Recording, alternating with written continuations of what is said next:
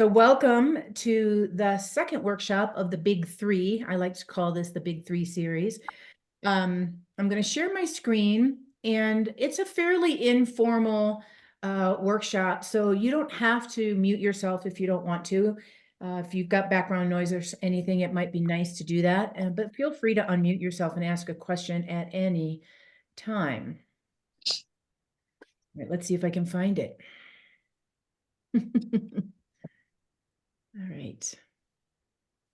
It's just so bizarre how I can never find what I'm looking for. You don't want to see this screen. This is not the screen you're looking at. It's your Zoom screen. Get out of the way. There we go. Don't need that.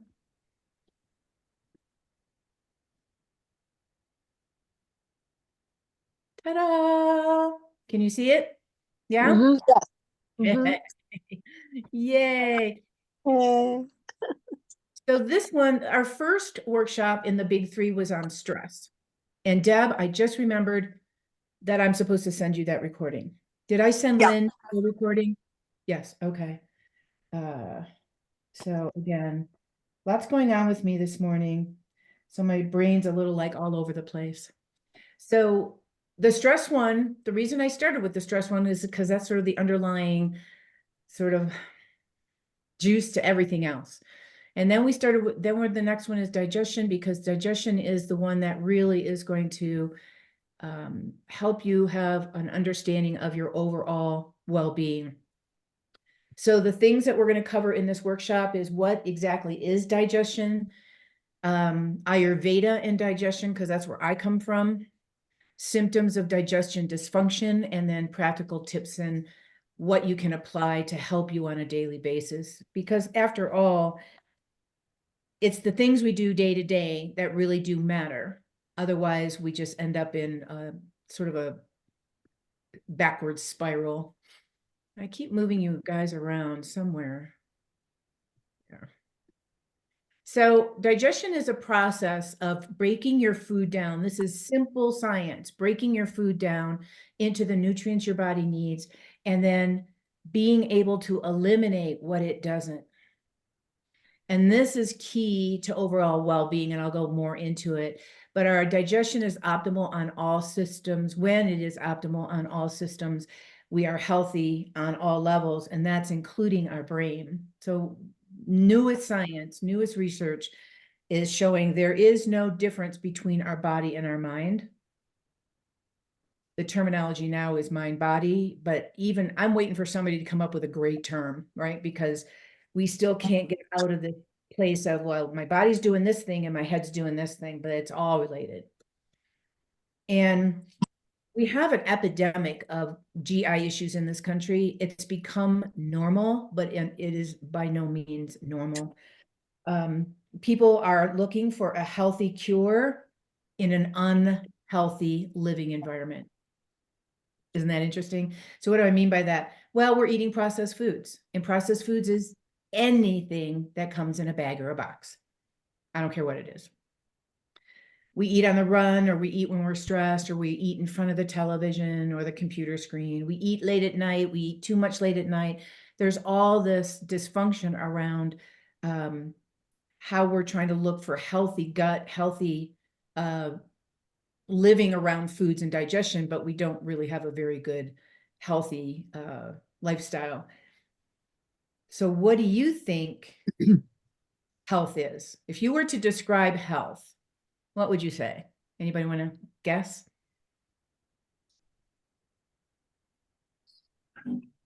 Pretty big question. No, huh? I'll go. Okay. I'll go, Sue. Ask the question again. If you were to define health, what would you call it? What would you say it is? I would say it is a vibrant body, mind, and soul. Is that the end? Are you done? Yep. I think that's really close. That's actually really close. So in the world of Ayurveda, in fact, I'm going to get my book and read it to you so you can hear it. It's pretty much what Deb said, only it's got a little bit more juice to it, but she's right. It isn't just about our body at all. And I've read this so many times, it's kind of surprising that I don't exactly know right where it is. Hang on a second while I look for it. But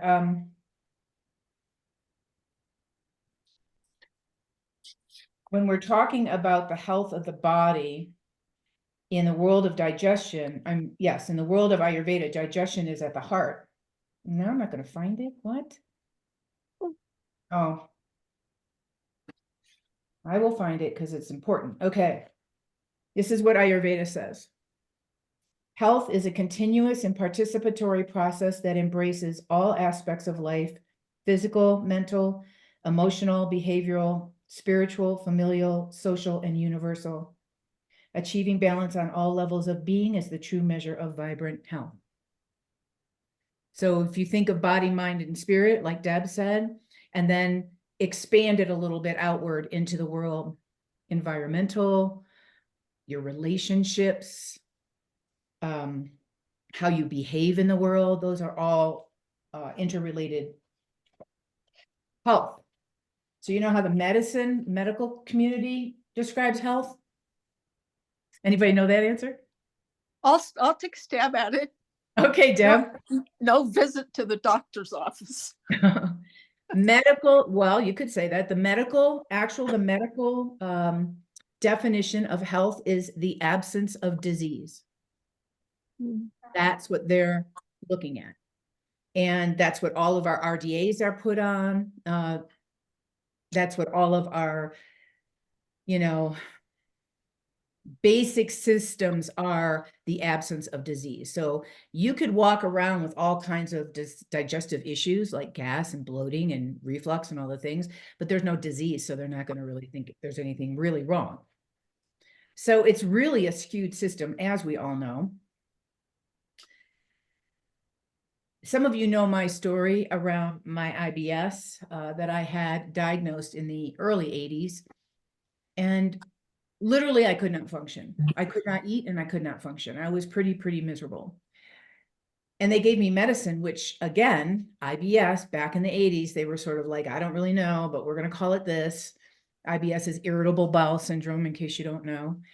And they gave me medicine that directly targeted my muscle contractibility in my bowel. So it softened everything. And I actually felt better and I was grateful. But then fast forward over the years, it really never 100% went away. And then it started to manifest under all different kinds of categories. But the way I started to pay attention to my IBS was my stress level, which is what I talked about last time, and the foods I was eating that I thought were healthy that really were not for me. Because everybody else could eat a plain bagel and it was completely fine. And I'm eating a plain bagel with nothing on it. And I'm like, my stomach hates it.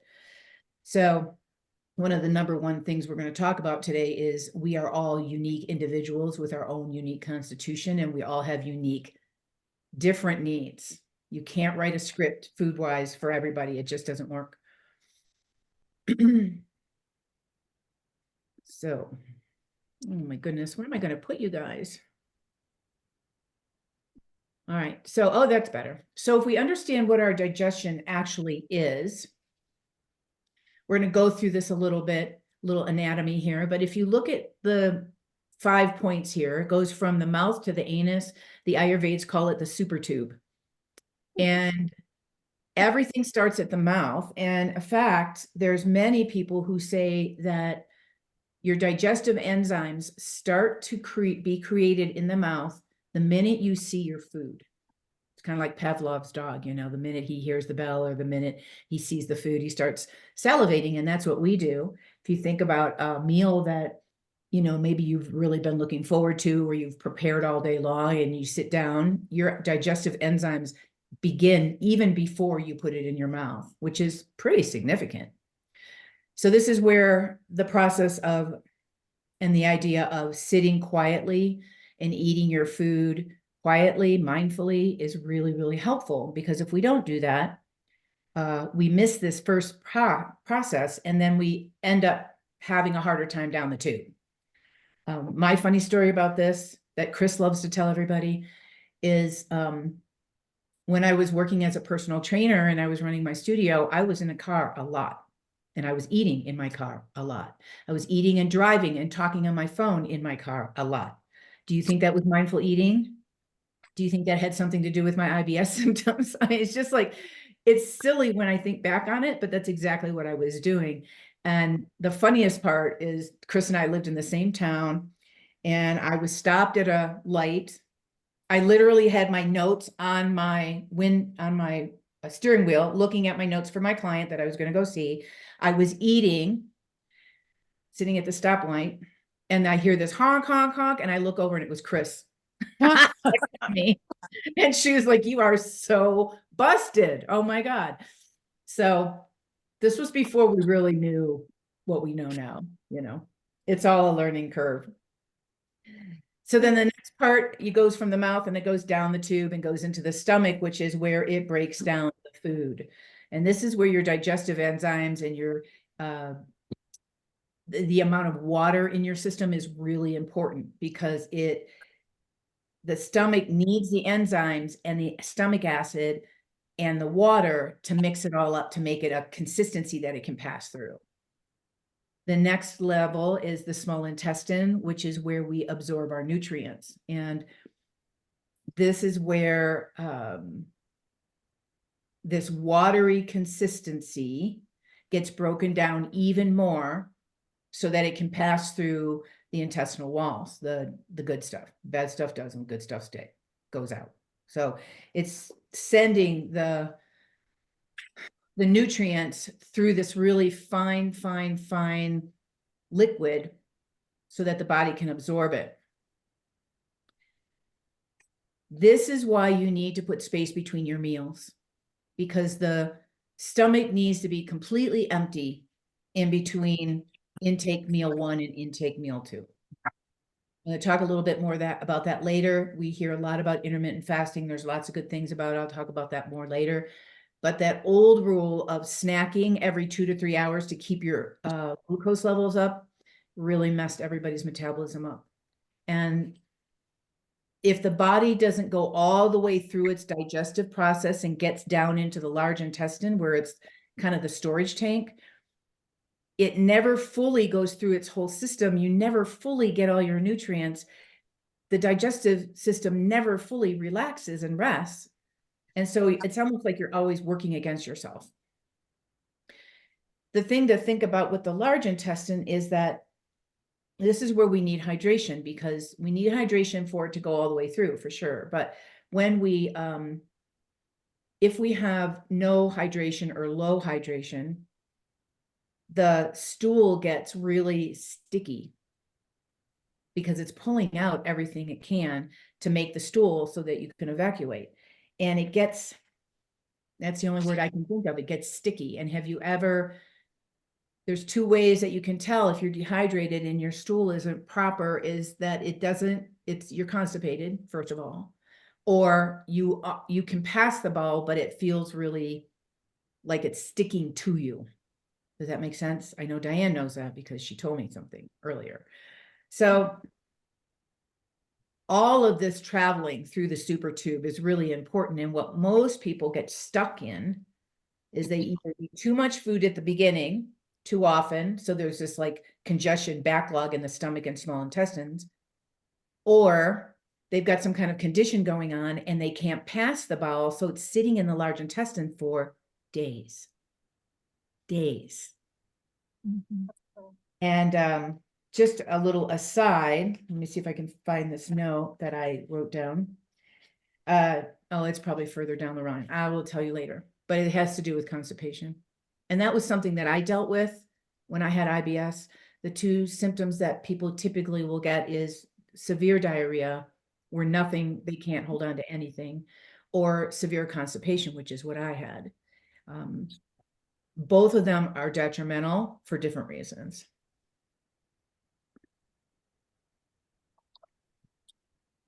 So healthy digestion looks like everything's humming along.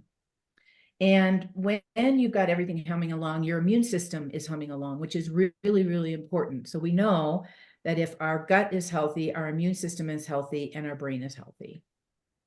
I'm going to mention quickly about the nervous system response here. I talked about this in the stress workshop, but if our nervous system response is what we call dysregulated, and the vagus nerve is not functioning properly, we have this disconnect between the healthy gut and the brain. They can't speak to each other.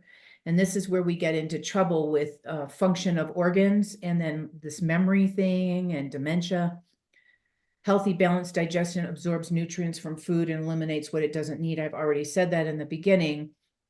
It seems like a simple thing, but if we eat an apple that has water in it and fiber in it and fructose in it and all these yummy vitamins and stuff, but we have a dysfunction along the channel, say our vagus nerve is all dysregulated and our stomach can't churn down the apple properly, it can't pass it through the intestines properly, we don't get all that good stuff. We don't get it because the body can't do it. So it's kind of a waste of time, right? You're eating all this good food, but you're not getting any of the benefit.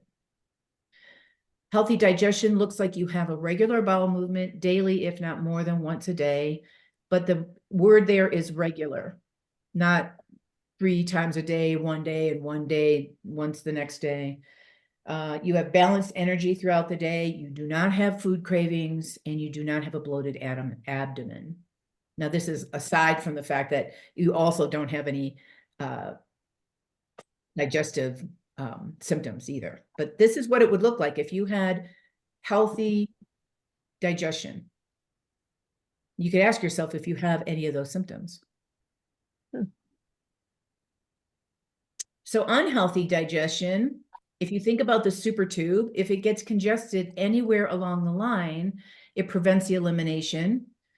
When it prevents the elimination, we go to inflammation. And when we go to inflammation, 85% of all disease begins in the gut.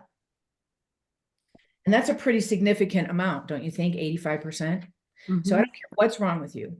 I don't care what it is. You got to go back and look at your gut health, because if that's not healthy, then all the rest of the things you're trying to do isn't really healthy.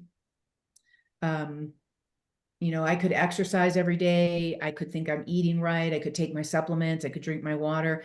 But literally, if I had this IBS symptom and I couldn't go to the bathroom, probably wasn't helping.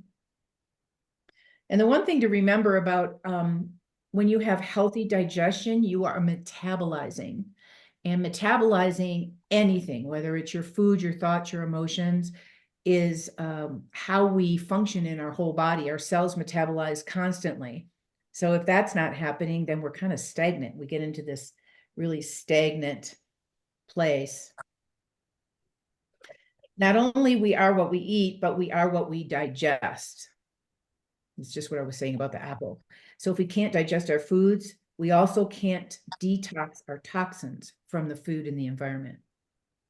So really important piece of information there, thinking about more than just the foods in and out. Whatever you take in, you have to be able to metabolize and digest and release. So I thought this was an important slide to put in here. What we need to know. So Lynn kind of said, I really want to eat better, but I'm not, I don't know. So old nutrition approach versus new nutrition science. Old nutrition is the SAD diet, standard American diet, SAD. It's very sad. It's very high in carbohydrates. It's very high in grains. It's very high in, it does have high vegetables and fruit, but it allows sugar. It allows processed food, allows bread. And most people are sick on that. So the thing to look at is what we call our macros, our protein, our fat, and our carbohydrates, the fiber amount that we're getting. Oh, look at my spelling of hydration. That's a good one. Hydration. Hydration. So these are the 3 biggies that you want to look at. So you could break down, I am not in a position for this workshop to tell you how much protein, fat, and carbohydrates you should be eating. I will, however, tell you that we are deficient as a women, as a species, as an older person, we are deficient in protein. Pretty much everybody across the board agrees with that. And protein is what builds our cells. We don't eat protein, our cells don't get built, period. And most people think about protein with muscle building, and that's really important, but our cells are built all the time. They're always like autophagy, right? It breaks down and then it rebuilds new cells and gets rid of the old non-functioning cells and builds new ones. And so if we don't have this baseline, our body starts to get depleted. So protein is absolutely number one. All the current nutritional science is talking about this. Fat is the second one that we're paying attention to, because if you're anywhere around my age, we didn't do fat when we were younger because it was a bad thing to have. And what that did is it messed up our whole endocrine system.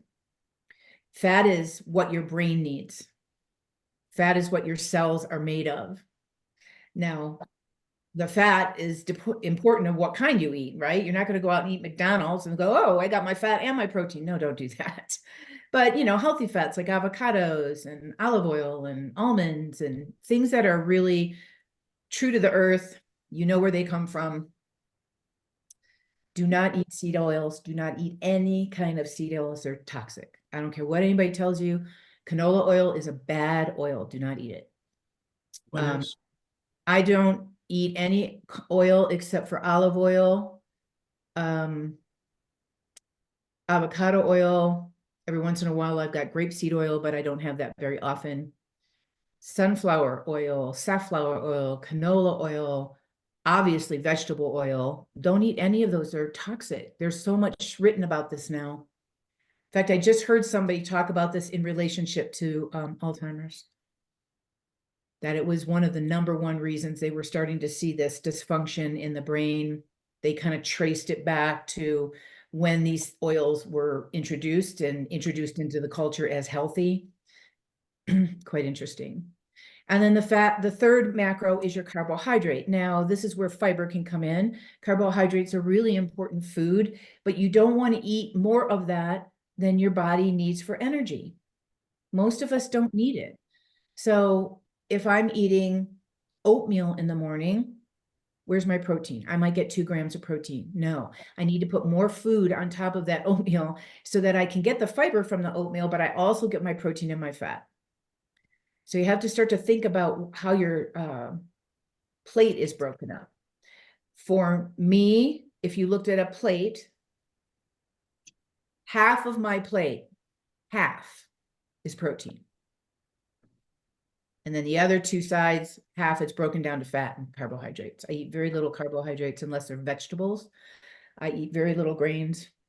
They just don't work for me. But again, I'll talk about why that's important, because you might need them. Fiber, pretty much everybody says that we're supposed to get like 35 to 50 grams of fiber a day. I know I have a hard time with that. So we could take a fiber supplement, or you could really pay attention to, the foods that you eat and how much fibers they have in them. So if you're thinking about, let's use fruit as an example. If you choose an apple, which has a pretty good fiber content, along with water, along with all these other nutrients, low sugar, versus a banana, right? Banana's got fiber, but it's also got really high sugar, and it doesn't have any water in it. So you gotta play. This next bit, hydration, I mean, it's kind of a no-brainer, but we need to be drinking half of our body weight in ounces of water every day, period. So if you're 150 pounds, you need to be doing 75 ounces of water every day. I drink water all day long.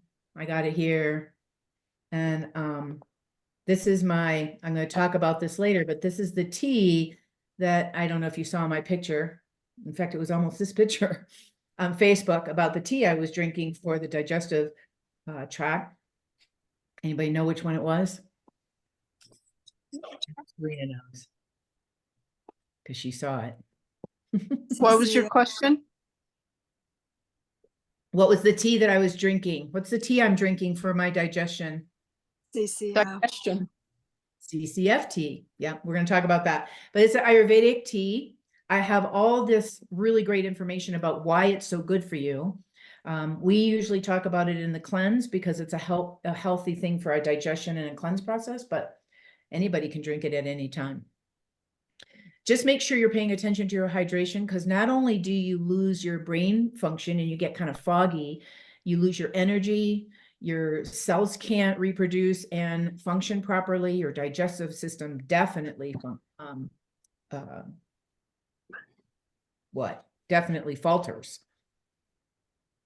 And 73% of cognitive decline can be linked to constipation. Why do you think? It's because we have this toxic overload in our system and it's just sitting in there.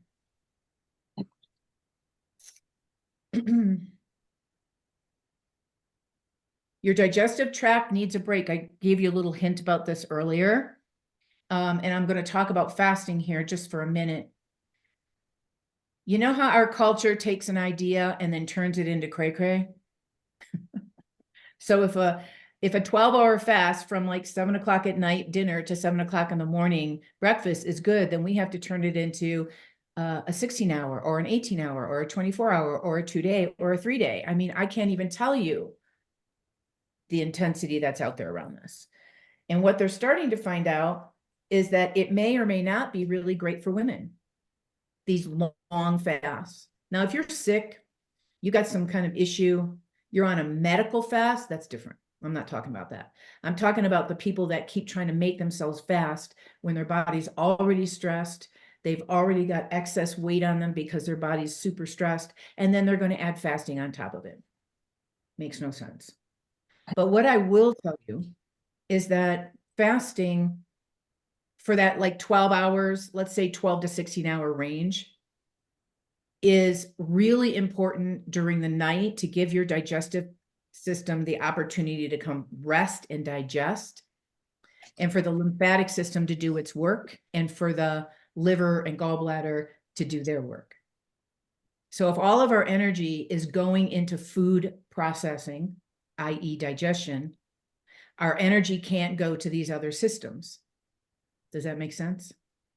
So that's really the simplest way to put it, is that you don't want to have constant energy, constant work in your digestive system when I heard one doctor said, you know, all the people in the plant went home. There's nobody there to do the work anymore because you're sleeping. So if you have a late night meal at 9 or 10 o'clock at night and you go to bed at 11, you're not going to have a good night. Ayurveda says all disease begins in the mind and then crystallizes in the body. That's a really big one to think about. Because why would Ayurveda say that all disease begins in the mind when I have a gut issue?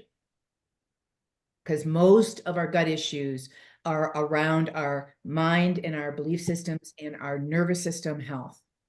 And then it just filters down. Most.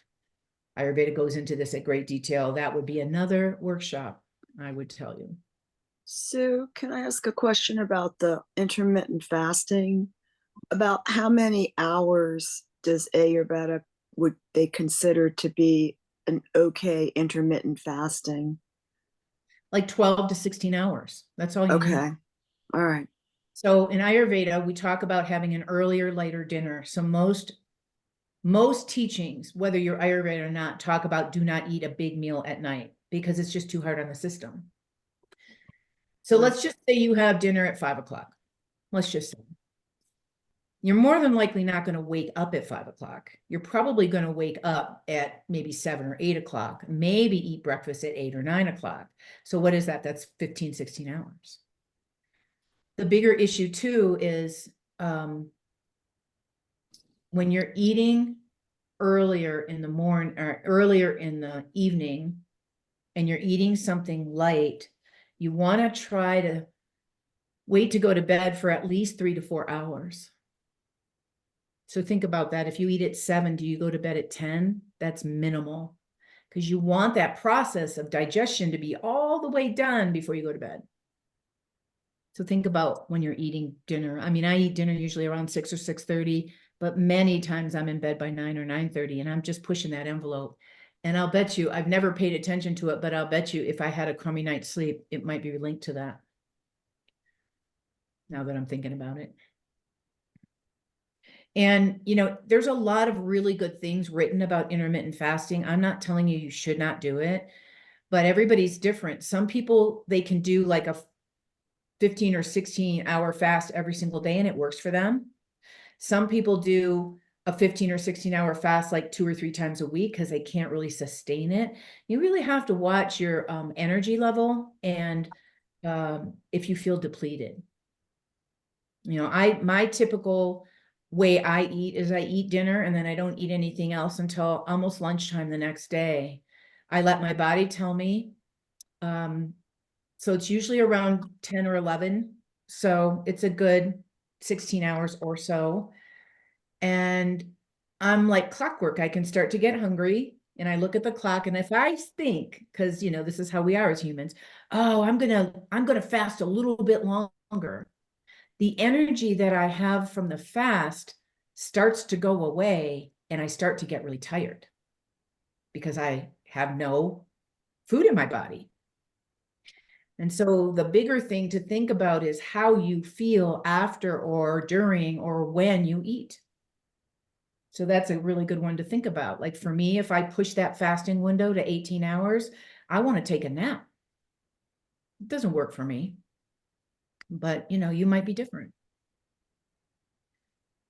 So, oh my goodness, I got all kinds of spelling issues in here. Ayurveda says digestion is a subtle process that transforms food into consciousness.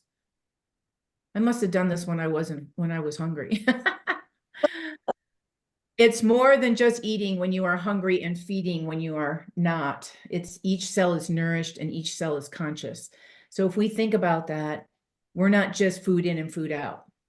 That is not what's going on. And if that's the model that you're using, that old calories in, calories out thing, I really, really highly suggest you get away from it because that works on a gigantic scale. Like if you're looking at the humans as a culture and how much we eat and how obese we all are, but then you take them all down to one person at a time and you can't use that formula.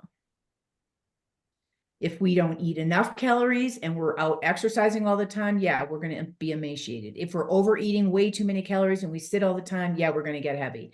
But there's so many variables in there. You just can't even know. So ama, this is what we call undigested food, thoughts, and emotions.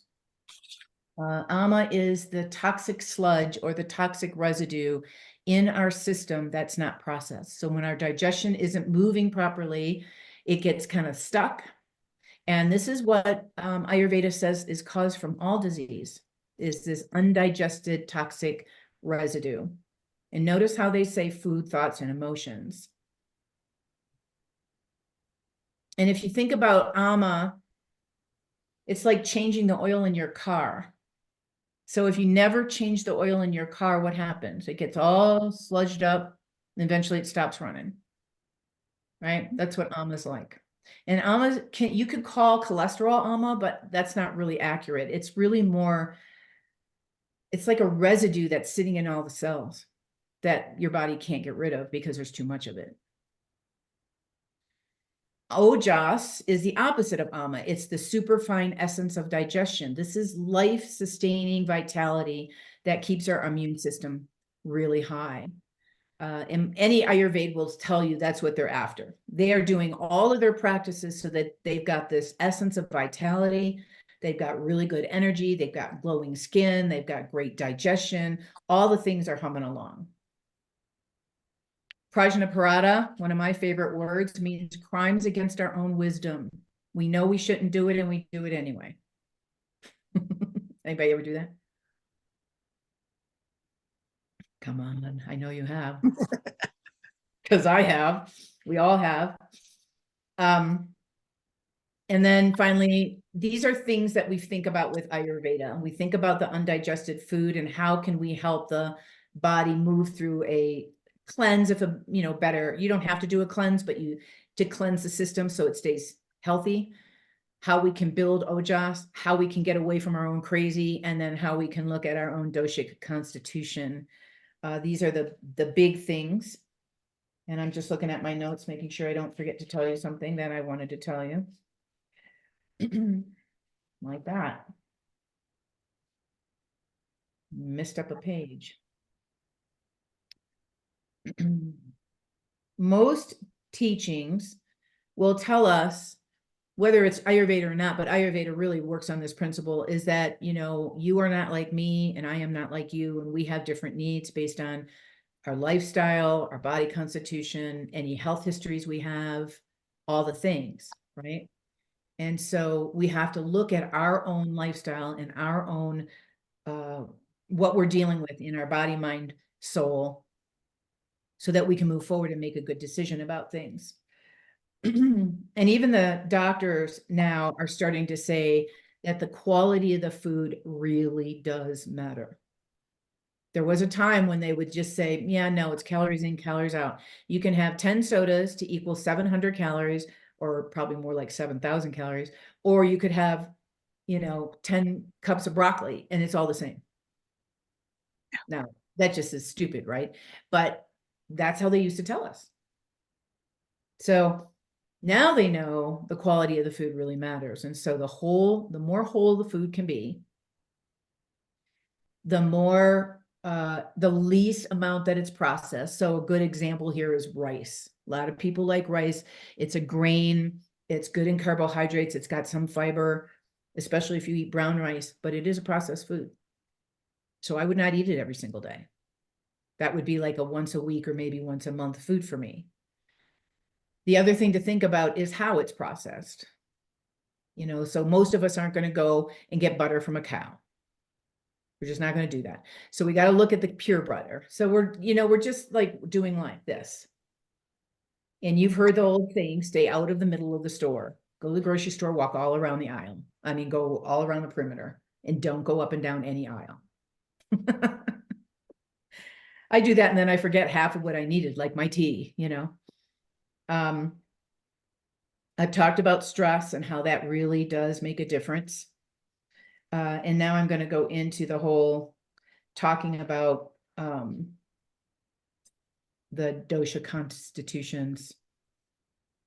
The first one we always talk about is vata, and I would gather that most of us on this call are more vata dosha because we're older. And the reality is the older you get, the more vata you become because we're moving out of our physical realm. We're the elements of air and ether. Here's the interesting part. Vata is the seat of at the colon, and it governs all movement in the body. So if you have a dysregulated or disturbed vata, you very well might have colon issues, lower digestive issues, and guess what's right next to that? The lower back and the sacrum.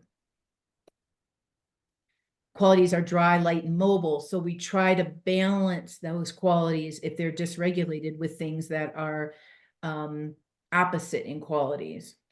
So disturbed vata represents gas, bloating, constipation, irregular bowel, and eating habits. So if you're trying to regulate something that looks like vata, if you have gas, bloating, constipation, or irregular patterns, you want to balance it with warm cooked foods that are soft in texture, high in protein and fat, and use spices to help move the food through you. I'll tell you a funny story. So there was a friend of mine, and she didn't understand Ayurveda very well. And it was a few years ago. She lived in New York. She was really tall and thin, and she lived this crazy, intense New York lifestyle. And her favorite food all the time was Cheetos. Can you imagine? Cheetos. And she reached out to me when we were going to do a cleanse because she had this chronic bellyache. Like it would not go away. And she goes, I just think I need a cleanse. And I'm like, yeah, you probably do. But as I got to know what she was doing, I just had to laugh. It was winter, dry, cold, crazy winds in New York City. She was pretty high intensity. She ate mostly dry, crunchy foods like popcorn and Cheetos, mostly. The minute I told her to get off the Cheetos and the popcorn, her stomach aches went away. She thought I was a miracle worker. And I said, well, not really. And she did the cleanse anyway, and she learned a lot about her own self. And this is what Ayurveda is really all about, is using yourself as a little bit of a curiosity or an experiment and go, I just ate that and I feel this. You could feel great. You could feel like this really high energy, or you could feel pretty depleted. You could have pain. You could have, another one of my stories recently, this is a new one for me, is my body decided it couldn't tolerate eggs anymore. Now, eggs is a higher source of protein. It was something I counted on regularly. And just like anything, if you eat the same food over and over and over and over, your body becomes intolerant to it. And that's what happened. And I couldn't eat them anymore for a long, long time. And I've been able to put them back in my diet, but I'm careful. Now, I'm not putting them in every single day. I don't care how good they are for me. My pitic nature couldn't handle the egg and the egg yolk. Just can't do it. So you might notice that about yourself. All right, the next one is pitta. This is me. You've got the qualities of fire and water. And pitta governs transformation and metabolism in the body. So any healing, any digestion, any cellular changes, that's all pitta. The qualities are hot, oily, and sharp. And when you have pittic digestive disturbances, it looks like acid reflux, ulcers, and what we would call hot diarrhea. So when we're trying to balance pittic natured digestion, we're looking for fresh, whole foods, and they can be cooked or raw. Pittas are the ones that can really manage raw, that are cooling in nature, they're hardy in nature, and they're higher in carbohydrates. So for me, I have a balance always, because I know I need more protein. But if I eat too much protein, then I start to have these pittic digestive disturbances. So I've always tried to balance this a little bit. And that's what it is. It's a balance all the time. All right. And then finally, kapha. This is our elements of water and earth, and it governs the structure in the body. So our not our cells, our bones, our organs, our structure, what holds us together. The qualities are heavy, cool, and slow. So when we're looking at digestive issues through kapha, they're the ones who have sluggish bowels. They can get really heavy and dense, sticky, as I said earlier, can have bloating, congestion, the mucus, it can get feeling kind of mucusy.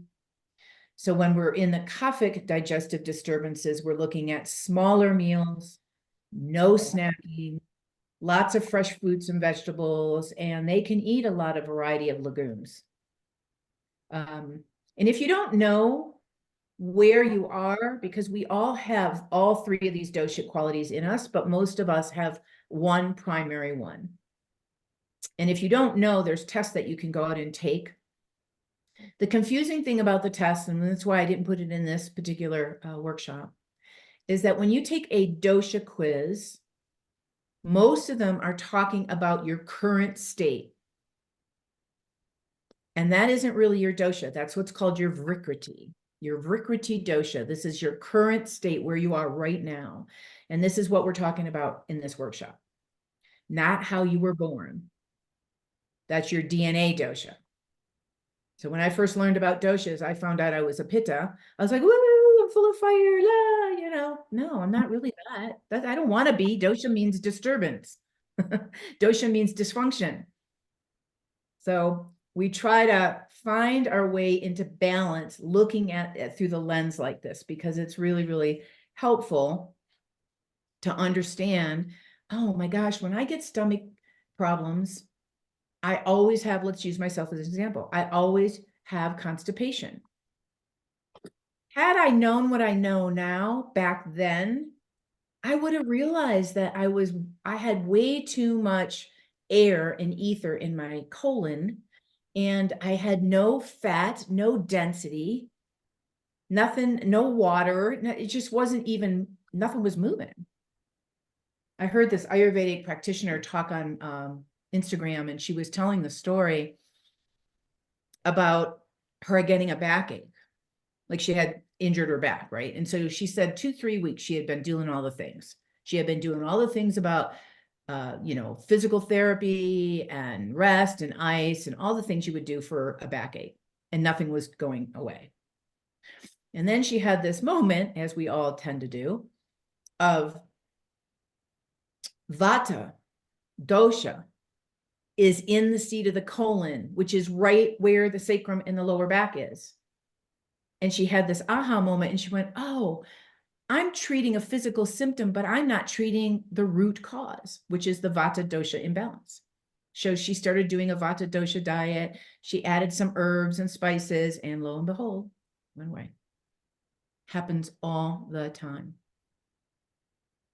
All right, before I get into all of this, do you guys have any questions about anything?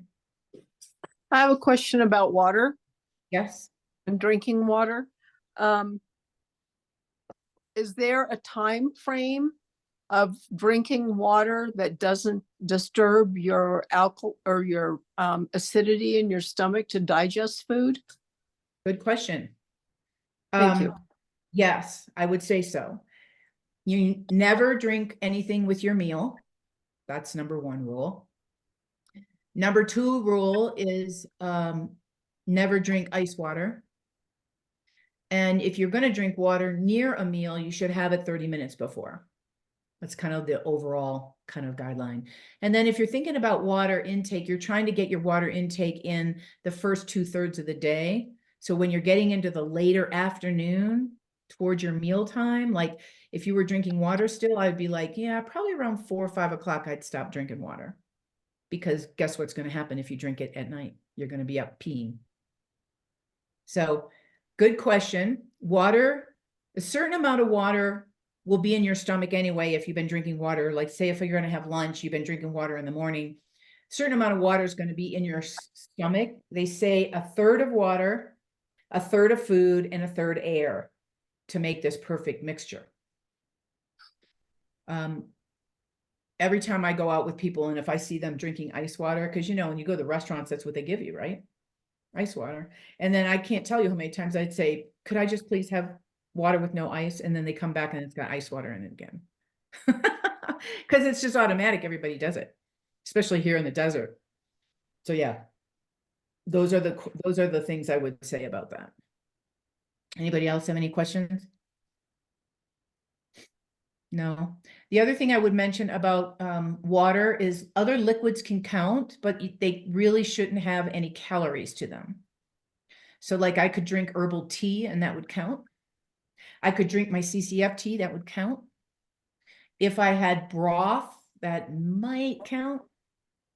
The water in fruits and vegetables can count, but it usually gets used up with the fiber and the food and the breaking down of the enzymes.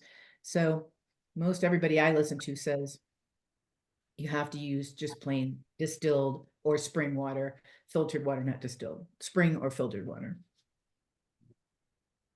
What about alkaline water? Like alkaline balanced water Mm-hmm. or electrolyte water. Mm-hmm. Yeah, that's fine. As long as it doesn't have any calories. Yeah. So I was talking to somebody the other day and she was pushing a product. I'm not going to mention what it was, but the product, it was a liquid and the product had all kinds of things in it, sugar being one of them. And I just thought to myself, well, that's kind of an interesting thing that you're pushing this one product because it's so great for us on all these levels, but then it has all these other things in it that our bodies have to break down. So everything that you put in your mouth, your body has to break it down, whether it's in a liquid form or not. And there's so much now being written about the toxicity and all these things that we think are healthy, which is why I go all the way back to, if you're looking at the label, and first of all, if you can't read what it is, you don't understand what it is, put it down. Second of all, if it's got all the different sugars in it that camouflage themselves in the labels, put it down. Sugar in a natural form like an apple is fine. Apple juice, no. So what I thought I would do is I broke down yoga tips, Ayurvedic tips, and aromatherapy tips that you could try to start to think about implementing based on what you need for your digestion. So yoga tips, do you guys know belly massage? Have you ever done belly massage? So you can sit, you can lie down, that's actually the best. And I'm going to stand up so you can see what I'm doing. So you put your hands on your belly. You always go to the left first. Do not go this way. It's not the right way. Left to your rib cage, down to your hip bone, across to your other hip bone, and up to your rib cage. And then you make a circle like that. And what I do is I take Digestion is the one that I go to, but you could use a lot of different oils. And I put it on my hands and I rub it right on my skin. Some of you might know my story about my first time I ever used do-terra oils, and it was Digestion. And I was dealing with IBS at the time, and I was having a pretty significant attack. And when my attacks happened, I was on the floor in a fetal position. I couldn't stand up, I couldn't move, I couldn't do anything. And I had just gotten the Digestion from a woman that came to my studio. So I put it in my water and drank it. I rubbed it on my hands and smelled it. And then I put it on my skin. And I am not kidding you, not 5 minutes later, I was in the bathroom.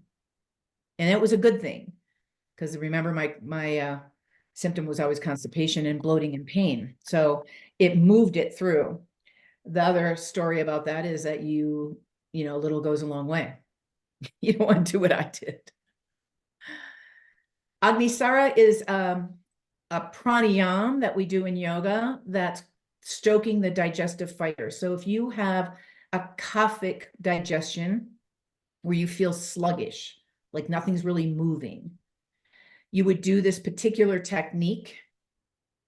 And I can teach it to you if we want to at the end of the workshop. But it's a common and easily done technique to kind of contract the stomach muscles on the exhale.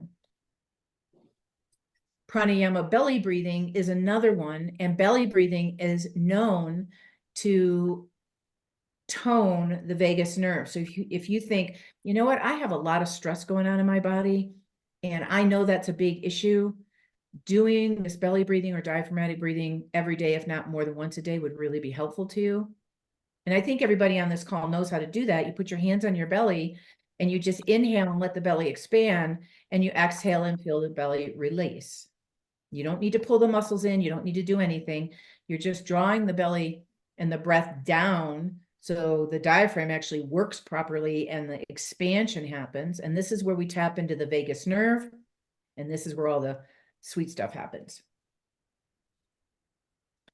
And then a yoga practice daily. I don't need to say that, do I? And it does not have to be hard.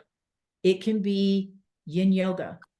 If you have central nervous stuff and you know you're in trauma response or high cortisol response, yin yoga would be great for you, or restorative yoga. Or you could do a more active practice. And then meditation. Meditation is the juice of all things. So if you don't know what to do, it's kind of like the joke around essential oils. If you don't know what to use frankincense. In yoga, we say, if you don't know what to do meditation. All right. Ayurvedic tips. These are I've already talked about a lot of this. Eat a lighter, earlier dinner. This is a big, big, big one. Because if you do this at night, it will set you up for a good, positive experience in the morning. It will set you up for good sleep. You'll wake up at a good time, and then you'll have this productive vitality in the morning. So what you do at night really does matter. 12 to 16 hour fast before you break or have breakfast, right? Eat warm cooked foods. That's probably true for all of us. Try to stay away from the salads until we get all the way into spring and summer. Right now we're in transition where one day it's freezing cold and snowing and another day it's warm and sunny. So during these transitional times, raw, uncooked foods are really hard for us. Use herbs for optimal digestion. I want to talk about triphala here. Triphala, I didn't bring it out, but triphala is a common digestive herb concoction that's really good for all doshas and all digestive issues. It is considered a colon tonic or toner. So it doesn't act like, what's those medicines that you can take? Like if you get constipated, they'll put you on a medicine so that you can go to the bathroom. And usually what it does is it makes you go too much to the bathroom. This is more toning the colon, toning the intestinal wall so that it works properly. I take Triphala myself. I've been taking it for a long time, and I take it at night because I have found it helps me sleep also. But I think it's because it's helping my digestion to feel calm. CCFT, that's what I've been talking about. This is my CCFT in a jar. Cumin, coriander, and fennel in equal amounts, and you need the seeds, not the powder. So I made a little batch here, and I just take a teaspoon out, and I use, you know, my little tea strainer. So I have this guy, right? And it fits inside this. And it steeps for, you know, 10, 15 minutes, whatever you want. And then you can drink it warm or cold. I like it warm. You can put a little maple syrup in it if you like, or honey. One of the things that I found, and I think it might be on my next slide, the CCFT is so good for that I actually didn't really even know. I know about it through Ayurveda and through digestion and through cleanses. Had a lot of other really good benefits. I'll tell you in a second. I talked about this already, drinking warm or room temperature water, never ice water. Do not drink anything with your meal.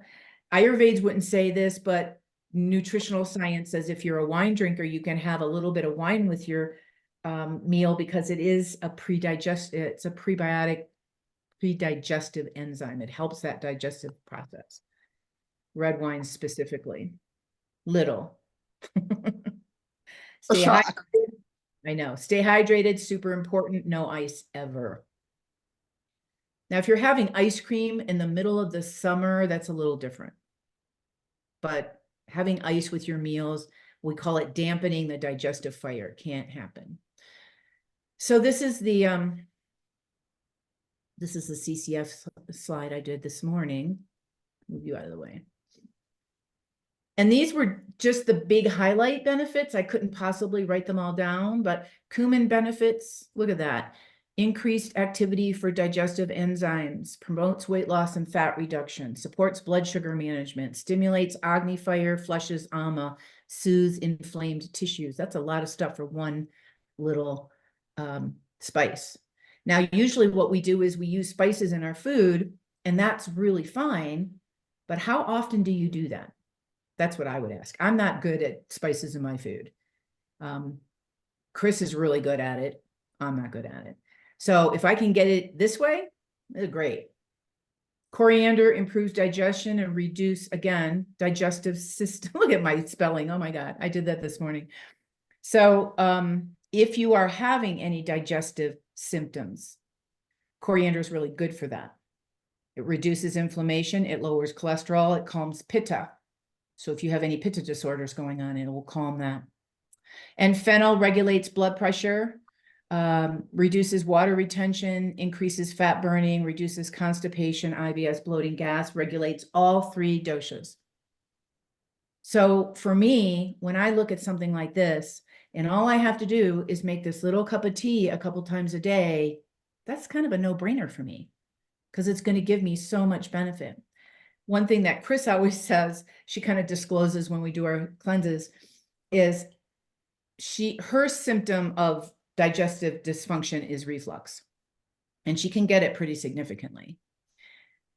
And then we start talking about our cleanses and our detoxes, and she forgets, right? So then she makes herself the CCFT and her reflux goes away. She goes, why do I not remember that to do all year? But that's significant. And I've heard that from more than one person. I don't have reflux usually, so that's not one of my symptoms. All right, and then the aromatherapy tips, I put this in here because I know a lot of people here are using essential oils. Digestion is doTERRA's version of, you could think of it as the CCFT of essential oils. All of the oils in Digestion are spice related. You could eat all of them, like ginger and fennel. But it's intensified because it's the pure oil. So you get this huge benefit and relief. So some people use Digestion as an ongoing, and this is something that I might say to you, Diane, because you're dealing with these antibiotics. If you could, Digestion can come in an essential oil. It can also come in a capsule that you can eat. Prebiotics and probiotics in doTERRA world, these are GX and PB Assist. These are capsules. They look like this. And there's a whole cleansing protocol, but GX prebiotics, you guys know about prebiotics. Prebiotics set up the colony so that when you put in the probiotics, they can live there without dying. It's that simple. doTERRA has something new that I'm actually going to order for March and start using, so I can tell you guys about it later, but it's called PB Assist and Probiome Gut Complex. And the next one is PB Restore Probiome Complex. So this is a more intensified product than what I just showed you. The Probiome Gut Complex is actually a powder that you put in water and drink. And then the other one is a pill that you take.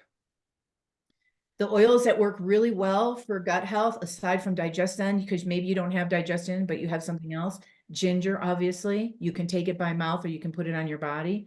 Peppermint, same, adaptive. You do not internally take adaptive. Ginger comes in these cool little digestive drops, see? And these are really nice to have if you travel or you get seasick or you get nausea. You just put these in your purse. So those are really good. Digestion comes, I'm sorry, not Digestion. Peppermint comes in an oil, but it also comes in these little beadlets.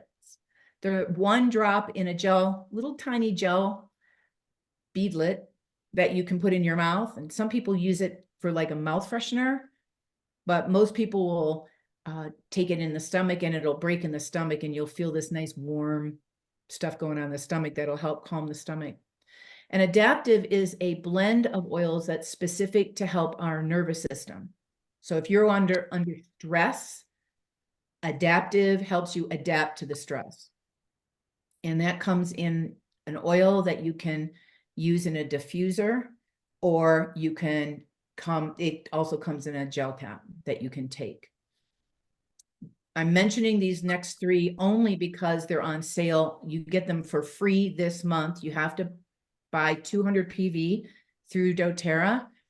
But if you do that anyway, or you were thinking about buying stuff from doTERRA and it went up to that much, you would get Cobiba, which is doTERRA's version of CBD, Digestion, and Supermint, all free. I didn't stop to think about how much that was, but I know it's probably around $100. Aromatherapy has helped me so much in my digestion, I can't even tell you. And I didn't put this on the slide, I'm sorry, I forgot, but the digestive enzyme, Digestion is the oil, but we also have a product called TerraZyme, which is a gel cap that you take before you eat. So a lot of people take digestive enzymes before they eat. And what I was going to tell you is I had done that for years, all different companies, all different places. When I started taking TerraZyme, everything turned around. So, you know, doTERRA's products are pretty good. And this is one of their staples, their digestive products. And then this last little bit here, what could you do every single day to help your routine around digestion? And these are just suggestions. So the morning you could wake up and you could have your warm water with lemon. That helps your digestion. It helps detox from the night before, and it hydrates you first thing because you get dehydrated throughout the night. You could do your belly massage and put a little oil on your palm. I already talked about that. And you could do your diaphragmatic breathing, all done in the morning, like while you're sitting, you know, maybe having your breakfast, or not while you're having your breakfast, but before you have your breakfast, morning time. Midday, I think of midday as like 11-ish. go for a walk or do some yoga, drink your CCFT. And if you're using digestive products, make sure you're using them with the first meal. So if you're using the digestive enzymes or the Terrazyme, probiotics, prebiotics, use them before you take your first meal. Later in the day, I think of as like 2. You could diffuse essential oils wherever you are. Like I'm in my office most of the time, so I have a diffuser running most of the time. You might take a moment to do legs up the wall pose, which is really good for your nervous system, and meditate. And then at night, make sure you eat a lighter, earlier dinner. And you could do an evening routine of oiling your feet. Anybody ever done that? Oiling your feet? It's called, yes, Dan. Oh, yes, I have. Okay, you're saying yes, you have. So oiling your feet would be equivalent to oiling your whole body, but most people don't take the time to do that. There's a lot going on with that. So a nice thing to do is to get a nice oil. I use sesame oil in the winter, coconut oil in the summer, and then I'll put a drop or 2 on in my palm of some kind of essential oil like lavender or whatever I want to put on their balance. And then I rub them on my feet. If they're kind of oily, I put socks on, and then you go to bed. I actually make a foot cream with a bunch of different essential oils, and it's free. It's on my website with a bunch of different, like there's jojoba oil, and there's beeswax, and there's olive oil. There's all kinds of different oils in it that can help make it like a salve or a cream. So let me think if there's anything else I wanted to tell you. I do have a question. Yeah, let me see if I'm done with my little slide. Yes. All right. Go back to the slide before the last one, because my question came from there. Slide before the last one. Okay, let me see. I was too quick. So I think my question's on the vagus nerve mostly, and doing the diaphragmatic breathing and belly massage and stuff like that helps calm the vagus nerve. Well, Is that correct? Well, the language isn't calming the vagus nerve. What happens is the vagus nerve basically stops functioning. And so there's no tone, just like a muscle doesn't have any tone. And so when you do belly massage with certain kinds of oils, it can help wake it up basically and help tone the vagus nerve. And the vagus nerve is part of our parasympathetic nervous system, which is our calming, rest, and digest nervous system. The vagus nerve does not live in the sympathetic nervous system side. So if you're always stressed and your body's going through these stress responses, your vagus nerve is not functioning properly, because we should be able to go back and forth pretty easily. You get spooked for a second, you go, but then you should be able to recover and hang out there for a while. If you need the vagus, if you need the nervous system response to run, then you get there, then you back up. But you've heard this story before. We are all in this chronic state of fight or flight pretty much all the time, between the news, living in the world, dealing with people that we might not want to deal with. Body functions aren't really doing what they're supposed to be doing. So yeah, so toning the vagus nerve is what we're after, not necessarily calming it, but it will create a calming response. Okay. That's helpful. All right, everybody done with these? Yeah, okay. Because I want to see your faces. So couple of things that I wanted to say before I forgot. We have these common mistakes that we live in this culture with, especially around digestion. And it's a quick fix. That's one of the biggest ones. Well, if I just do this, my digestion is going to be better. And my example was I went on medicine. That was a quick fix. Doctors did what he was supposed to do, made me feel better, but it didn't fix the issue. just took the symptom away. And they showed up later in another way, another way. So thinking about it's a quick fix is never, ever the idea. It's really more layered. It's much more layered, and it's much more long journey. That's what I would say, especially if you have symptoms or concerns around things that you've been dealing with for a long time. Not having a plan, failure to plan is planning to fail. So have a plan. So if you know you're going to drink more water, make sure you have what my friend Chris calls the hydration station. Make sure you have something to fill up with water so that it's right there. Because if you just grab a glass like this and you drink out of it, no, I have my big thing that's in the other room. You'll drink this and you'll forget. You'll just forget. As Deb and I take a drink. Lou, should that water be room temperature or can it be refrigerated? Just not ice? Depends on your symptoms. So if you have vatic symptoms of gas or bloating or bloaty stomach, I wouldn't do cold. Okay. Just play with it and see if it makes a difference. Makes a difference for me, I know. What about having hot water and lemon before you go to bed? It's not a bad idea. Some people say that the lemon, because you're not brushing your teeth and cleaning your teeth, the lemon can sit on your teeth and your enamel. It may not be optimal. Most people will drink the lemon in the morning and then brush their teeth. So it just depends. I actually have really sensitive teeth. I tried to do those whiteners because my teeth are yellow from drinking tea. I can't do it. Hurts my teeth. And I asked the hygienist about it and she said, you probably have really sensitive teeth. So I know I'm not one I drink lemon, but I'm brushing my teeth after I drink it. And Lynn, I know you had questions around like, I want to eat healthy, but I don't know what that is. Right? Mm-hmm. So I addressed it a little bit. With whole foods, not processed, macros. I would look at, for most people, I would look at the combination of their proteins, fats, and carbohydrates and how often you eat as a way to have sustained energy. That's really what you're looking for.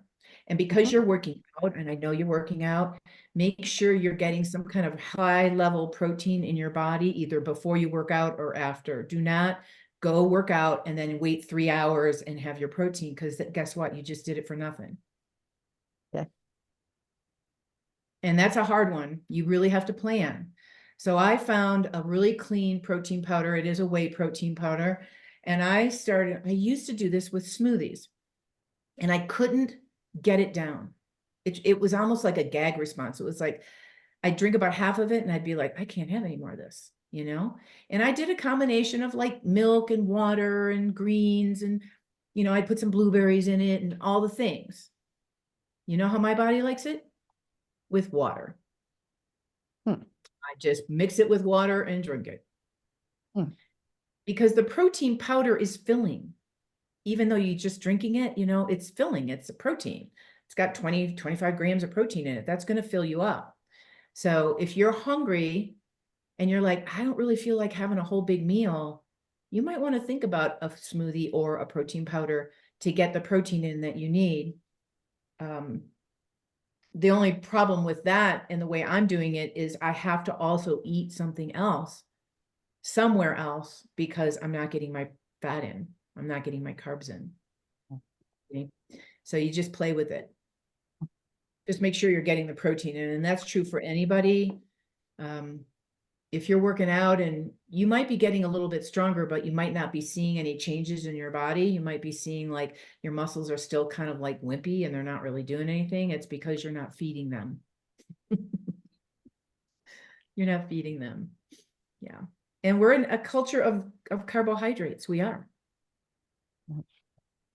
So when I'm sorry, Sue.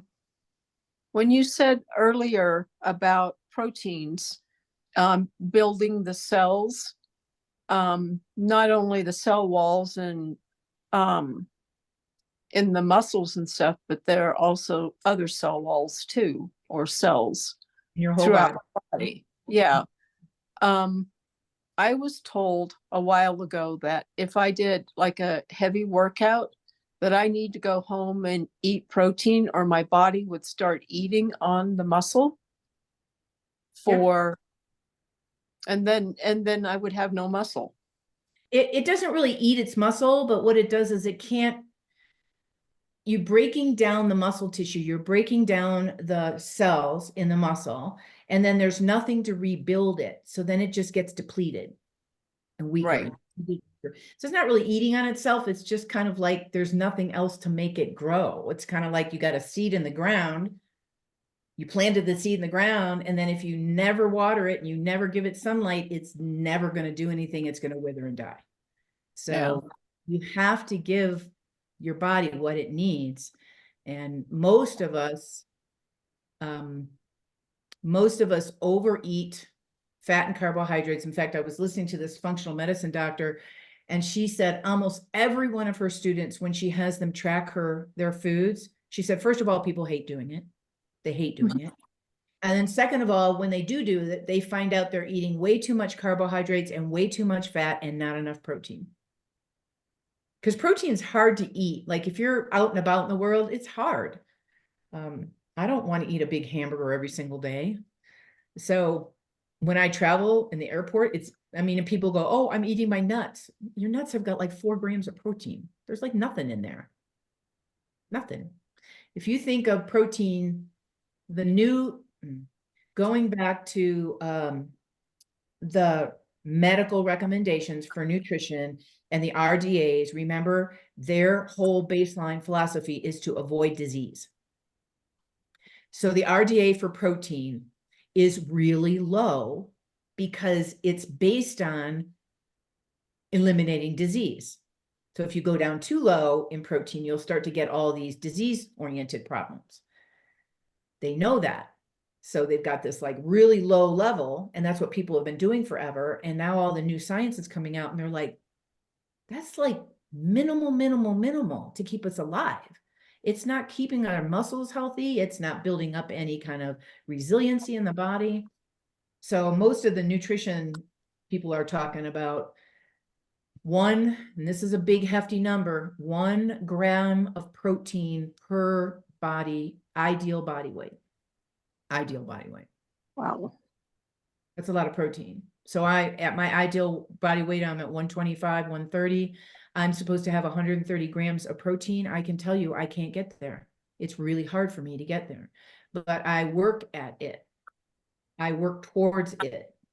And then I'm seeing how I feel. The other thing I will tell you is that if you eat a heavy protein meal in the morning, it will satiate you throughout the day for the next 3, 4, 5 hours. You will not be hungry.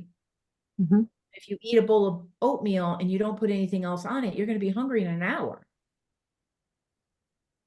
I gave that food up a long time ago because it just doesn't sustain me on any level. My Pitta fire just burns it right up and says, yep, what else you got? What else you got? That's all I got. So, So you were talking earlier about older, and so we start building this underscapement of fat that's hard to burn. Mhm. How do we put that into the doshas? Well, if you have more of a kaphic dosha dysfunction, you're going to put more fat on your body. That's just going to be your natural constitution. And so you look at things like CCFT that help to burn fat. You look at the way you're eating. Do you eat like a good amount of food and then have a long distance, that 4 hours in between before you start eating again? Or do you eat a little bit and then eat a little bit and then eat a little bit? That puts fat on you faster than anything else. Eating fat does not make you fat. That's that old paradigm we all grew up with. If you ate the fat, you would get high cholesterol and you would get fat. It's all just gone now. Now you just gotta love the medical world. So I feel better when I eat a high protein.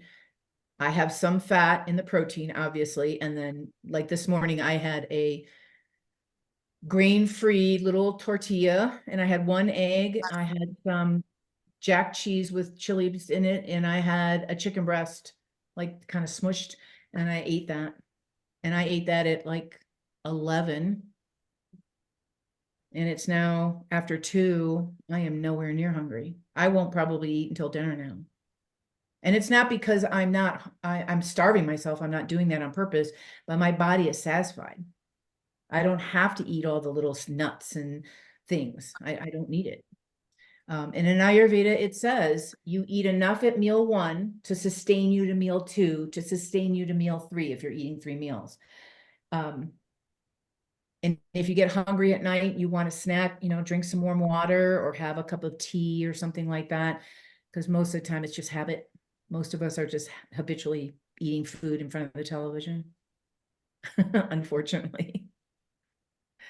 Popcorn and all the things. So remind And me the what, thing, go no, on. go ahead. Remind me Go what ahead. the amounts are for the cumin, coriander, and fennel in the tea. They're just equal amounts. So you could do a tablespoon of each. You could do a half a cup of each. So when I make mine, I think I made a half a cup of each. And then I just scoop out a teaspoon or a tablespoon and put it in my cup. The Ayurvedic way says to boil a pot of water and put 2 to 5 tablespoons of seeds in it and boil it for 5 minutes. And then strain it in a mason jar or something and have it that way. But I don't have a mason jar to put it in, so I just do it cup by cup. Okay, thank you. Welcome. And are these regular spices and stuff that you would get at the store, a store? Yep. In the form of like powdered or Nope. leaf or flake or whatever. It has to be the pure seed. Okay. So you live by me, go to Sprouts. They have a really good bulk section. Mhm. In the spice section, they have a really good bulk section. You can probably find them there. Okay. Yeah, don't buy the powder. It won't work. It'll taste awful. Okay. And the other thing I wanted to just finish with is thinking about ojas and what ojas is, this life sustaining vitality. It is so important that we look at our whole being, like we talked about in the beginning. The health is not just the food and the digestion. There's so many layers on physical body, mental body, emotional body, family and relationships, environment, all the things. And so Ojas looks at that also. One of the things it says is keep good company. Don't hang out with people that aren't good for you. It's only going to deplete your soul. Make sure you eat cooked foods. That's so much better on so many levels than raw. And I know I'm going against the raw foodies and all the nutrients and stuff, but I'm coming from an Ayurvedic mind. Make sure you rest. Make sure you hug someone every day. You know that bit about hugging for, I think it's 30 seconds, and your body will release the happy hormones. And most of us hug each other for like, and done. Now you got to get in there and stay for a while. Try to get to bed early before 10 and up before sunrise. That's a big one, but that's talking to the circadian rhythms and living on the cycles of nature. And ojas rich foods are things like avocados and apples, dates, leafy greens, sprouts, sweet potatoes, all the things that we would know, right? Spinach, watercress, amaranth, oatmeal, quinoa. Mung dal is a big one for Ayurveds. Yogurt. Nuts are pretty good across the board, especially walnuts, healthy fats and oils. Oh, and I didn't talk about ghee. So if you really want the best fat for your body, it's ghee. And I would not scrimp and go to traders and buy the cheap stuff. Buy the good organic stuff. Because ghee is as close to our own cellular structure as we can intake. And I'll tell you one last story and then I'll let you go. So I was having problems with my allergies. This was about a year ago. And my eyes were just killing me. You guys have allergies? Do you get that like dry, itchy, awful eye thing? So you're all looking at me like, no, good for you. So I would put eye drops in my eyes and it would only make it worse. And it was so uncomfortable. And I was walking around with like cold packs on my eyes. And then I remembered my Ayurvedic teaching, and we made what was called bastis, which you can create a wall around something. We did it on our knees, but you can do it on any part of your body. And then you put this ghee, warm ghee on it, and it soaks into the skin and it heals the whatever. And I'm like, wow, I'm going to do that for my eyes. So I was totally grossing my husband out because I melted the ghee and I made sure it wasn't hot, and I took an eyedropper and I was like putting it in my eyes. And then of course you can't see because it's viscous, right? But I cannot even tell you how much better my eyes felt. Like instantly they felt better. And so I just laid down for a little bit until my body absorbed the oil and then I could see again. And that's how I managed my eye issues when I had these allergies. Wow. So your eyes, I mean, you would think they're super sensitive, but why do we put eye drops in them full of all kinds of crap when you can put ghee in it? So that's just my little story around ghee and how our bodies will absorb that really healing, healthy oil, not try to get rid of it. Do you have a state on, what is your thoughts on castor oil? I love castor oil. In fact, I'm going to start doing a castor oil pack. I'm just going to do it out of curiosity. I just ordered the pack and the castor oil, and I'm going to start doing it like on my liver. And then I'm going to start putting it on my face because I've heard really good things about that oil. You have to buy a really good quality oil. I went through a company called Queen of Thrones. And you can buy just the oil or you can buy just the pack or, you know, the whole thing. And before I forgot, I'm sorry I didn't say this when Diane was still on. Chris and I are starting this new challenge. We started it with ourselves. And then I was like, well, why shouldn't we invite the whole community? Why not? So it's going to be one healthy habit a month for the whole rest of the year. And it's free. I'm sending the email out tomorrow for the invite. And next on March 1st, we're going to start with the first healthy habit. And we're going to educate you about that and go along. And we're going to all try to do this healthy habit every single day for the month of March. And then in April, we'll add another one. And in May, we'll add another one. And by the end of the year, if we all participate for the whole time, we will have 10 healthy habits under our belt. I love that. And so, you know, there's nothing to buy. There's nowhere to be. It's just like, oh, they're doing this. I'm going to get on board. And, you know, if you're on Facebook, you can join us on Facebook and, you know, do that bit, or you can just answer emails or whatever. We'll probably do some live stuff, or I'll do some live stuff because that doesn't, you know, I can do that pretty easily. But yeah, we're going to do that first. And I will give you a heads up. It's going to be warm water with lemon first thing in the morning. Yeah. That's the first one for March. That's the hardest one for me for some reason. No, I mean, you're I can do a lot of things, but for some reason, I mean, lately what I just do is I take it terrible out of the tap and just throw the do-terra lemon drop in it, you know, and then I drink it. But I'm not consistent with it. And I know it's good for me. I don't know why I don't do it. I think because I don't like it. That's You don't what like it the is. lemon, or you don't like the lemon oil? I don't like the taste of it. Mm. How do you make it? Try lime. I actually do, I don't do a whole lemon in my glass. In fact, this is about the size that I use, or like you know, a coffee cup. And I do a quarter of a lemon, And then I'll do 1 drop of the lemon oil. And I heard Deb say use lime, and you can do lime. It isn't as purifying as lemon, but if you've got a pitic thing going on, lime's better. So if you really can't do the lemon, try the lime. My guess is you don't like either one of them, so. But that's what Actually, we're gonna do. I like the lime better, I think, than I do the lemon. So maybe Try I it. should just try that Just think instead. like it's a margarita in the morning that's warm. Oh my gosh. Oh, Deb. warmer.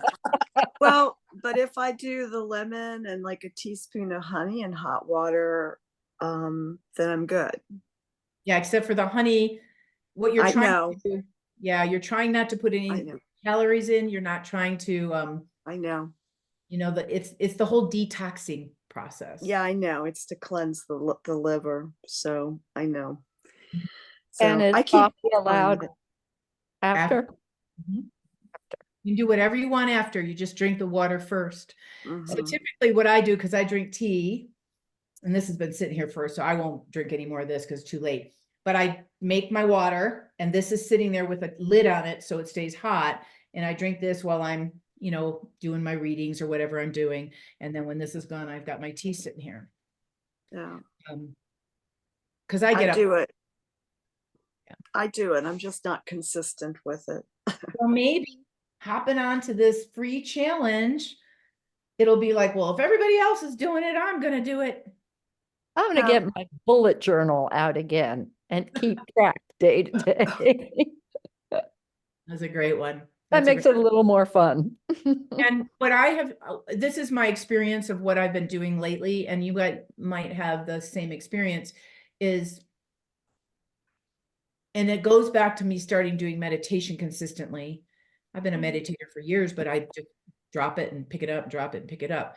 So I've been meditating regularly, and because I've been doing that regularly, doing the morning lemon water, neti pot, tongue scraping, all the morning things that I was letting go or I do sporadically has been really consistent. And so we know that if you do things in a group and you do one thing at a time and you really nail it, it will perpetuate you into wanting to do another one that's really good for you. And then that will perpetuate you to doing another one that's really good for you. And I heard this doctor talk about, you know, people arguing about things that are healthy for us that cost too much money, they can't do them. And basically what they were talking about was seeing doctors out of pocket and supplementation and all that stuff. And she said, what about all the free things you can do? Like take a walk in nature or drink a warm glass of water or, you know, oil your feet. I mean, these things are free pretty much. You got these things in your house. You don't have to take all the supplements. In fact, most people say, don't do that until you get this other stuff under your belt, because it's kind of a waste of time. I don't know if I believe that, but because taking supplements could actually help you do healthier things. yes, it's true. That Deb's agreeing with me. Is that why she's waving? No, I have a question. One of the first things I do in the morning is take a tablespoon of really nice olive oil that's made in Morocco, which is some of the highest olive oils. Mm-hmm. Why That's do you one do of that? Huh? Why do you do that? Well, I think I do it because it helps oil my hinges. Does it feel like that to you? A little bit, yeah. Mm-hmm. And see, today I forgot to do it already, so I'll do it shortly. Well, But if Is you, that tough to swallow, Deb? huh? Is it tough to swallow that? Not at all. Oh. Not at all.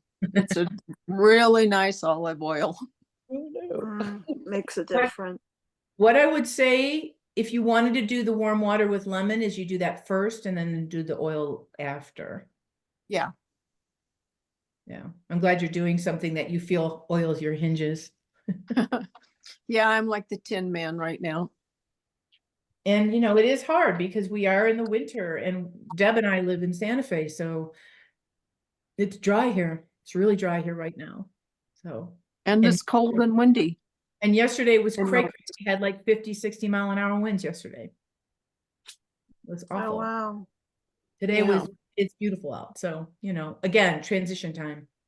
I'll I be have glad to be coming back east in April because I'll be happy to get out of this neck of the woods with all the allergies that go on here. Is there a place that you could recommend to look at, like a food palette of like proteins and fats and carbs and stuff like that? You mean like a list of good Like a quality food stuff? list? Mm-hmm. I'd have to research that, but I could find something, I'm sure. If I find something, I'll send it out to everybody. Usually I in would Ayurveda, appreciate they that. talk about the foods that you eat during the seasons. So right now we're coming up into spring. So we're letting go of some of the heavier, denser foods, and we're having more of the lighter foods. And depending on how your body is, like I can eat a salad, but I also need something hot and warm in my meal. I can't just eat a salad. It just depletes me to no end. So, but as the spring comes along and you go to the farmer's market and they've got like really good vegetables from the farm, or they've got like sprouts or things like that, you can start to add them in slowly. That's what I would say. Go to the farmer's market and look what's there and then start using those. Like sweet potatoes is always a really good one for so many things. Farmer organic meats are also really good. Go to the farmer's market for any of those, as long as the farmer's got a high quality farm. And I talk to the farmers. I go right up to them and I'm like, so you don't say organic, talk to me about your farm. He's like, well, I don't use any of the but I can't afford the organic process. I can't afford the label, Hmm. and so many farmers say that, and I have to trust that they're telling me the truth and they're not just going, yeah, I use all the pesticides in the crop because I don't believe in the other thing. I don't think they'd be at the farmer's market otherwise. That's my thought around it. So, and lower fat proteins like chicken breast and fish and salmon, not salmon. Well, salmon's good because it's got a good oil in it, but pork is a really good choice. Turkey is a really good choice. A lot of people can't deal with hamburger and red meat because it's too heavy and dense. My body loves it. My body loves it. And I can tell when my iron is down because I crave red meat. So you got to listen to your body and do what your body really needs and not try to go against your own innate wisdom because somebody else says so. That's Right. really the thing. And when you don't know what to eat, you reach out to people like me that can help you or other people that you might know. Because right now, all we're hearing about is intermittent fasting and it's supposed to be good for everybody. Well, I don't agree. I just don't agree. I think it's good for certain people and I think it's good for certain times. Just like right now, what's cray-cray in the world is that Ozempic, that drug that everybody's taking to lose weight. And I'm not saying it shouldn't happen, but it shouldn't happen for the rest of your life. And the pharmaceutical companies created it for that. So you would stay on it forever. It's now been approved for children as young as 12. Oh, Jesus. So yes, it could be a really good thing for certain things, for certain people, for certain reasons, but then you wean yourself off and you manage your life the way you would manage it otherwise. So I'm not saying don't ever try something like that, but you don't stay on it forever. I knew the prescription drug that for my metabolism the doctor recommended. I had to come off of it. It What did didn't it- work. It caused really bad indigestion. Which is And it's one of the symptoms of these strong medications. yeah, so and I tried every way to try and take it, like maybe every other day, 2 on, 1 off. And it's like finally it's like, never mind, I can't do this. It's not worth it for me. Right. So I am trying a little bit of well, I'm sick right now, but I was going to try a little bit of intermittent fasting and breaking it with an Arbonne protein shake in the morning, and then do 50 carbs a day Mhm. for a couple weeks just to see how that goes. Just Yeah. to kind of shift. Yep, I think that's perfect. Perfect way to go about it is you see, well, if I do this and I feel great, then do more of that. Eat Right. more of that. If you Right. do I can't, this, they, off- somebody recommended 30 and I tried that for one day and it's like, nope, that's not going to work because I got really exhausted. and your system is so sensitive. You really have to listen. Some other people might be able to tolerate stuff like that, but I know you can't. Mm-mm. So I appreciate you guys and all your questions. This Thank you, whole thing Sue. has been recorded, so if you went, what did she ask that question about? You can, like fast forward through the recording and get your answers. Thank you. Thank you. Welcome. And Thanks, Sue. email me if something comes up and you're like, you didn't answer this question. So look for the healthy habits email. I'm going to send it tomorrow. And our next workshop in this series is March 18th. I have it set on Monday in the morning. So if that's not going to work for you, let me know. We might shift it to an afternoon time. It might be better for everybody that's coming. And I don't have a problem with that. Okay? Okay. What time in the morning? It would be 10 o'clock our time, Deb. Okay. But otherwise, we can shift it to this time and it's fine too. Okay. I think around the 18th, that'll be fine for me. Okay, good. Yeah. You'll get another email. Thanks, everybody. Thank Bye, you, Sue. Sue. Bye. Bye. Take care.